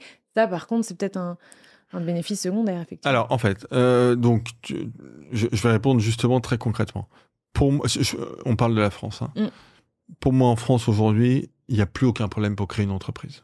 Tu vois, je veux dire, je pense que c'est simple. Créer une entreprise, c'est très simple. Créer une entreprise, c'est simple. Ça fait 15 ans que c'est simple. Même accéder à des capitaux pour l'amorçage, je considère vraiment qu'en France, c'est tout à fait possible. Donc, de mon point de vue, il n'y a plus rien à faire. Peut-être des détails à régler. Non, mais enfin, grosso modo, le job a été fait. On peut créer une entreprise de la même façon qu'on peut recrutés et licenciés en France. C'était beaucoup moins vrai il y a 15 ou 20 ans. Alors là encore, il y a des choses à régler sur les licenciements collectifs, etc. Mais bon, globalement, on est aujourd'hui, quand on regarde le fonctionnement du marché du travail, on est dans la moyenne des pays de l'OCDE, dans tous les pays, alors à part les Suisses ou les pays scandinaves. Et encore, parce qu'il n'y a pas de code du travail, mais il y a des accords collectifs qui sont parfois extrêmement détaillés, plus détaillés qu'en France. Mais bon, mais globalement, on est revenu dans la norme. Donc, quand je regarde l'économie française, pour être très concret, aujourd'hui, ce qui pêche, c'est pas la création d'entreprises. D'ailleurs, il y a plein d'entreprises qui se créent. C'est pourquoi est-ce qu'on n'a pas plus de jeunes grandes entreprises. Voilà, c'est ça, pour moi, le sujet. Je vais le dire autrement.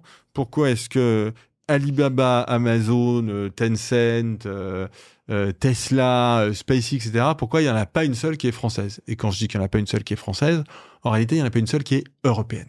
Pour moi, c'est le sujet économique numéro 1. Qui n'est du coup, comme tu le dis, pas un sujet franco-français. Non, c'est vraiment un sujet européen. Alors, il y a quelques exceptions. Il y a Spotify en Suède, mais enfin, c'est vraiment... On est obligé de chercher pour trouver. Bon. Et OVH, c'est une entreprise formidable. C'est très bien, OVH. Mais c'est pas Google. Et c'est pas Tencent. Donc, c'est quand même, de notre point de vue, une très grande entreprise et une très belle réussite. Du point de vue chinois ou du point de vue américain, c'est une petite entreprise qu'une grande entreprise américaine peut racheter en cash du jour au lendemain. Voilà, c'est ça la réalité économique. Donc, il faut vraiment qu'on réfléchisse à ça. Alors, pour moi... Nos seuls gros mastodontes qui ne sont pas des mastodontes de la tech, c'est LVMH et Airbus. Oui, Airbus mais c'est européen, LVMH... Voilà, bien sûr. Et ça, c'est des réussites absolument extraordinaires. Mais ce sont des entreprises qui ne sont pas des entreprises qui ont 20 ans, en fait. Donc, parce qu'en revanche, en France, on a de grandes entreprises. Il suffit de regarder la litanie du CAC 40. On a des magnifiques et très grandes entreprises. Et puis, on a aussi des très grandes coopératives dans l'agroalimentaire. On a aussi des licornes. Donc, non, oui, mais justement, voilà.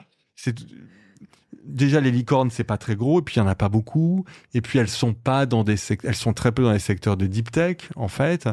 Et donc, le vrai sujet, c'est comment est-ce qu'on permet à des entreprises qui ont passé l'amorçage, et même qui ont bien avancé leur R&D, comment est-ce qu'on leur permet de passer à l'échelle.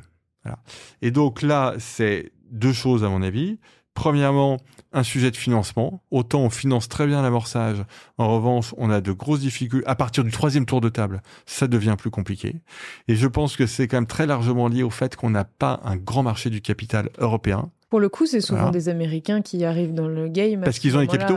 Oui, tout à fait. Et ça peut même être d'ailleurs parfois, on voit même des Chinois, des Coréens, et on va voir de plus en plus de pays du Golfe ou de l'Arabie Saoudite, par exemple.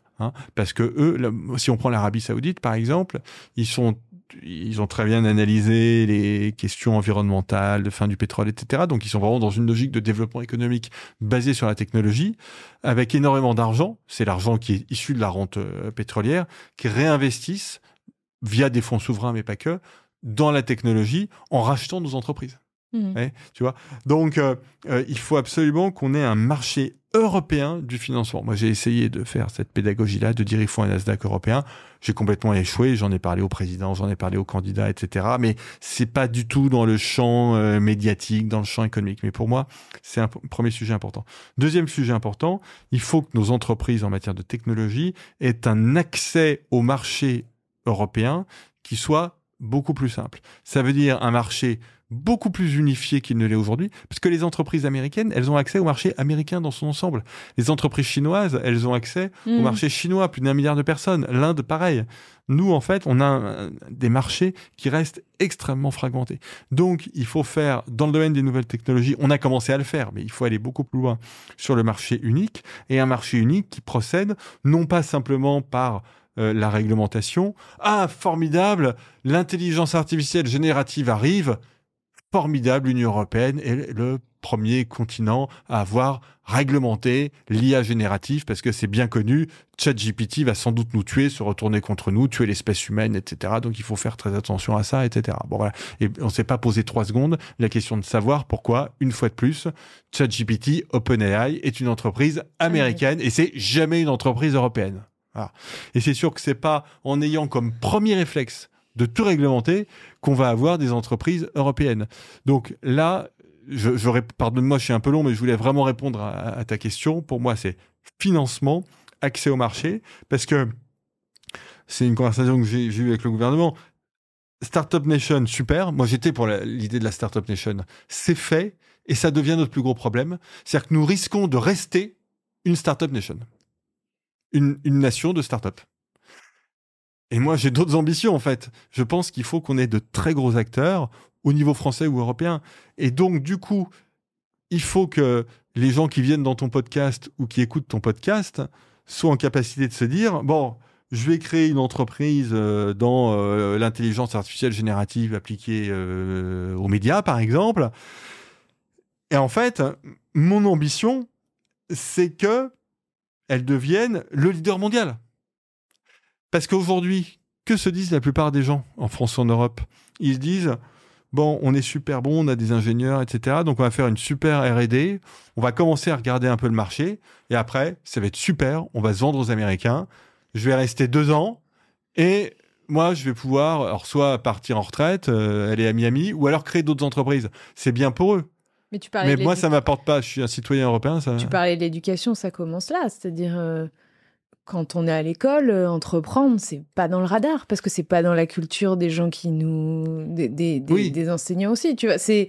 moi, j'ai plus loin que toi. Ou être indépendant, ou être freelance. Enfin, tu vois, c'est comment on crée la culture chez un enfant que tu peux faire ce que tu veux, tu peux entreprendre, le statut, on s'en fout, en fait, tu trouveras bien un moyen de faire ce que tu as envie de faire, et tu trouveras bien un moyen de lever les capitaux, et puis il n'y a pas de limite à ton ambition. Tu vois, c'est... on se dit toujours avec mon compagnon, on a passé des années à déconstruire. On était des premiers de classe tous les deux. On a passé des années à déconstruire ce modèle de l'élève parfait, du salarié parfait, ou même de l'entrepreneur parfait, etc. Pour se dire, fuck, tu vois, on fait tout péter, on fait péter les codes et on essaye d'aller chercher un truc qui vraiment va avoir de la gueule. C'est très important ce que tu dis. Notamment, tu as dit, il ne doit pas y avoir de limite à l'ambition. Je pense que c'est très important de faire cette pédagogie-là, parce que de toute façon, la vie va mettre des limites. Il ne faut pas avoir de limites, parce que de toute façon, la vie va arriver. Et elle va mettre des freins. Et donc, c'est très important de ne pas avoir de limites. Tu dis, il faut faire la pédagogie de l'entrepreneuriat. Mais la pédagogie de l'entrepreneuriat, on l'a fait quand même en France. Il faut aller beaucoup plus loin. Il faut faire la pédagogie de la réussite et la pédagogie du grand. Quand je prends un exemple caricatural, mais enfin, quand Elon Musk, il a décidé d'utiliser la plus-value qu'il avait fait avec PayPal pour faire une entreprise de fusée spatiale, ça, c'est un projet. Ça a de la gueule. Ça, c'est un truc. Et maintenant, il dit, je vais aller sur Mars. Il n'y en a pas beaucoup qui l'ont fait. Je sais pas. Non, mais ça, c'est un truc. Tout le monde n'est pas Elon Musk. Mais... Oui, mais ça, c'est un projet. Voilà. C'est pour ça que moi, j'aime beaucoup Bernard Arnault, par exemple. Personne la plus riche du monde, LVMH, parce que moi, je suis fier que l'entreprise la principale entreprise de luxe au monde soit française et qu'elle soit dirigée par un Français qui est l'homme le plus riche du monde. Je trouve que c'est formidable et je trouve qu'au lieu de critiquer ces gens-là, on devrait au contraire dire « Regardez, c'est possible ». Et quand vous serez très riche, ce qui est le cas d'LVMH, vous allez pouvoir aussi bien utiliser votre argent, vous pourrez financer les Jeux Olympiques, vous pourrez faire des choses qui sont importantes pour le pays au-delà même de l'activité économique. Voilà, donc je pense alors comment est-ce qu'on fait changer ça? Tu l'as dit, là, il n'y a pas de recette, hein, c'est toi et moi en parlant. Hein. Non, mais je veux dire, il n'y a pas d'autre moyen de faire. Hein. C'est quoi, c'est éveiller les consciences? Oui, voilà, il faut parler, il faut faire la pédagogie, il faut intervenir dans le débat public, il faut faire des podcasts, voilà, il n'y a pas d'autres moyens. Hein. C'est pas, on va pas, personne va le faire pour nous. Hein. Mais on est parti sur le financement des entreprises. Concrètement, c'est pas en ayant alors, tu vas peut-être me dire que si, 1 ou 2 ou 3 licornes qu'on sauve notre modèle. Ah ben non, c'est ce que je disais, bien sûr. Mais il faut plus que des licornes. Oui. Il faut aller au-delà des licornes. Il faut aller au-delà des licornes, mais quels sont les autres... Tu vois, est-ce qu'il y a d'autres pistes? Est-ce que finalement, c'est les entrepreneurs qui vont nous sauver et les plus ambitieux qui vont nous sauver? Ou est-ce qu'il y a d'autres pistes énormes. On parlait des retraites tout à l'heure, est-ce qu'on doit travailler plus? Est-ce qu'on... Oui, mais tu vois, comment on finance On parlait des gens qui avaient la velléité de créer de la valeur. D'ailleurs, c'est pas que dans l'entrepreneuriat. D'ailleurs, on peut créer de la valeur à tous les niveaux. Et dans la fonction publique. Exactement. Mais on parlait des personnes qui nettoyaient les bureaux avant qu'on arrive le matin.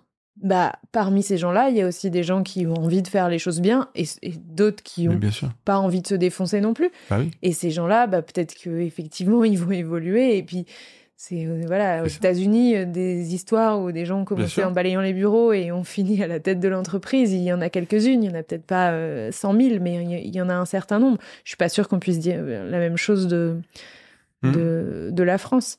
Oui, je reviens. Est-ce que les entrepreneurs vont sauver le pays ou est-ce qu'il ne faut pas caricaturer? Non, on a besoin de tout le monde. Parce que les entrepreneurs ont besoin de collaborateurs, ils ont besoin de salariés, ils ont besoin de banquiers, ils ont besoin de comptables. Donc en fait, on a besoin de tout le monde. Et tout le monde participe au projet. Donc on ne peut pas avoir un pays uniquement avec des entrepreneurs. Ce serait ridicule. On a besoin de tout le monde. Bon, la question des retraites...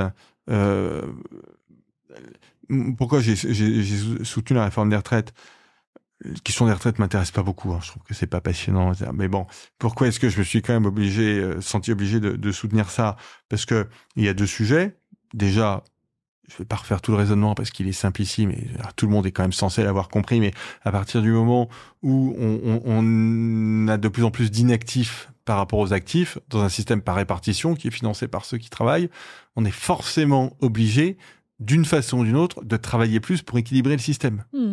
Forcément. Alors je sais qu'il y a des gens qui inventaient des espèces de bricolage en disant faut une taxe sur les milliardaires pour aller dans le système de retraite. Ce qui est absurde en plus parce que c'est pas la même tuyauterie, le système de retraite et pas un système qui est alimenté par la fiscalité, etc. Oui, mais il faut qu'il y ait moins de footballeurs pour qu'il y ait plus de retraités heureux. Ouais, c'est ça. Voilà, exactement. Non mais bon, donc c'est toujours la faute des ultra. Tu remarqueras quand même. C'est souvent in fine à un moment donné, c'est toujours la faute des ultra riches. Ouais, mais l'écologie, c'est la faute des ultra riches. C'est souvent quand même moins la faute des footballeurs, parce que dans une logique qui est une logique un peu marxisante, Kylian Mbappé, que j'adore d'ailleurs, mais a quand même une supériorité sur Bernard Arnault, c'est qu'il n'exploite personne. On pourrait même, certains seraient même tentés de dire qu'il est exploité par le Qatar, en fait. Et donc on en veut moins à Kylian Mbappé qu'à Bernard Arnault.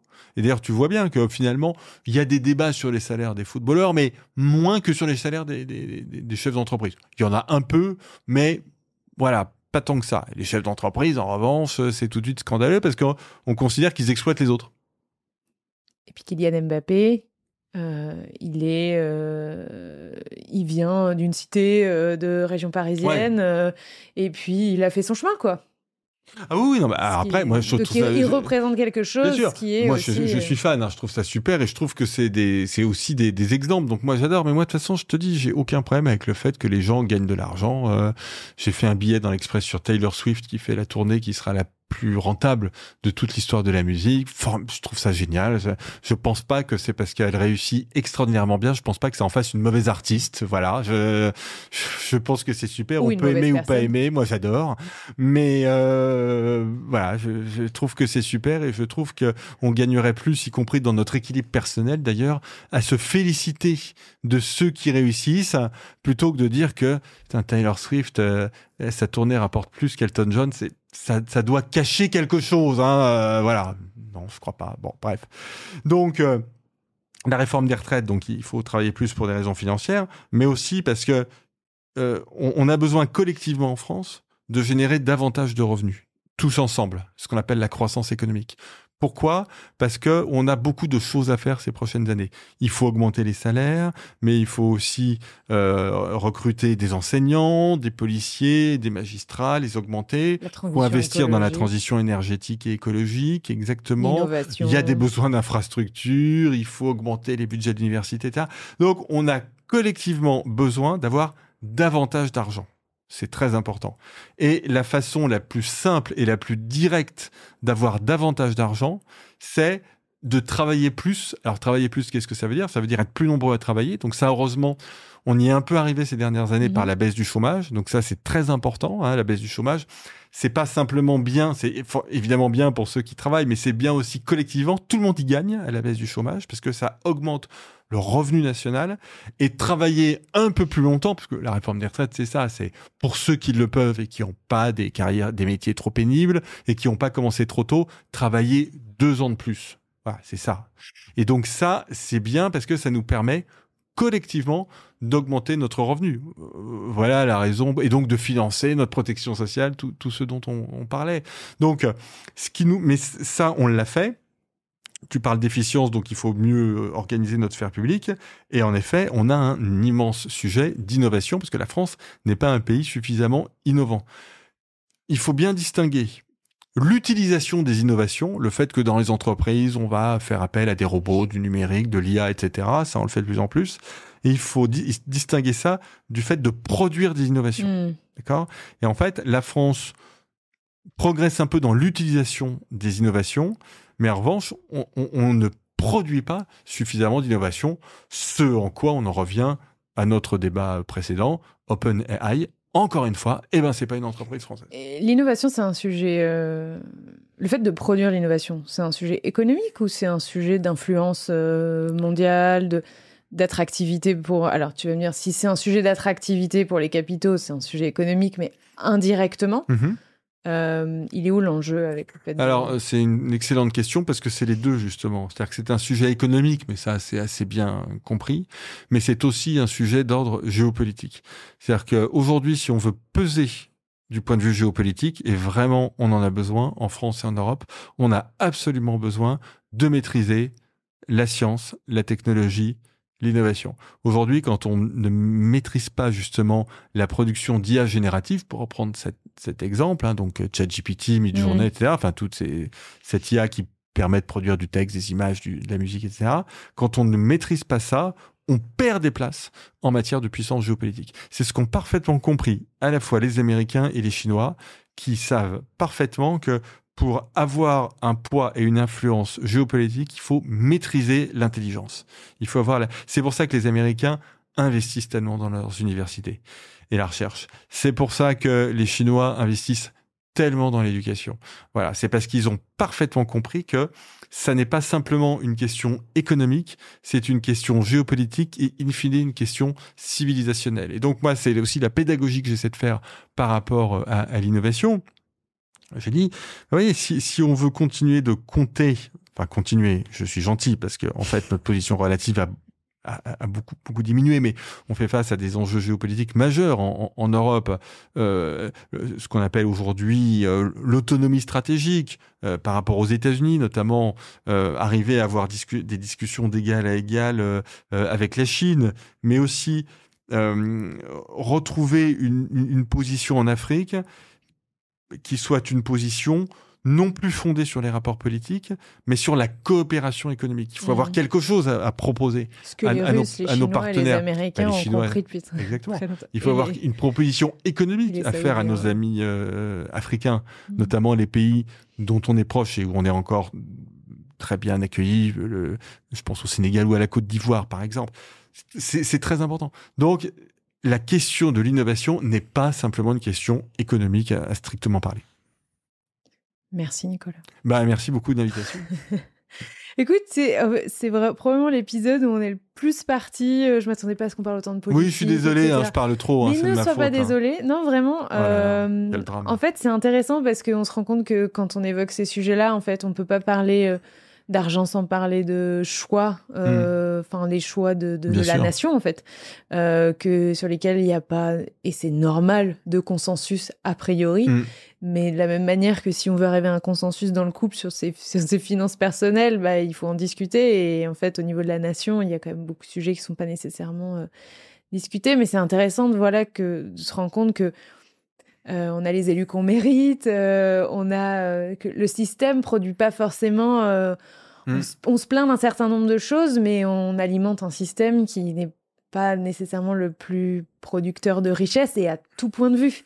Au niveau de l'éducation, au niveau des talents et effectivement au niveau des idées, etc. Et si on veut garder un État fort, il faut lui donner les moyens de continuer à être fort. Absolument. C'est un peu... Et c'est très important que tu fasses ce podcast parce que en France, on a des difficultés à parler d'argent. Très clairement. Hein. Et donc, c'est très bien. Moi, je pense qu'il faut en parler. Et donc, c'est très bien. Je trouve que ce type de podcast, justement, ça libère, une parole. On en parle de façon décontractée, normale. Et donc, je pense que c'est très positif. Je crois que c'est Pascal Bruckner qui dit la France a un problème avec l'argent de la même façon que les Américains ont un problème avec le sexe. Voilà. Dans la conversation de tous les jours.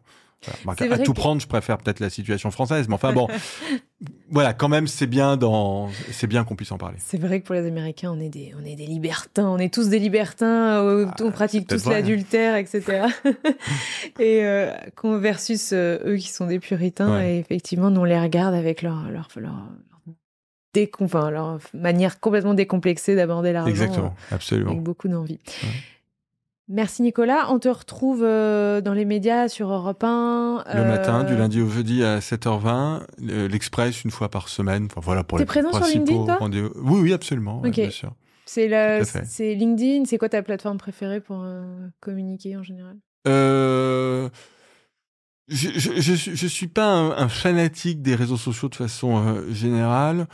Je trouve aujourd'hui, en fait, que la plateforme la plus sympa, celle qui m'intéresse le plus en réalité aujourd'hui, c'est celle sur laquelle je suis moins présent. C'est peut-être pour ça d'ailleurs, mais je trouve que c'est Instagram. Je trouve que c'est celle qui est aujourd'hui vraiment la plus intéressante.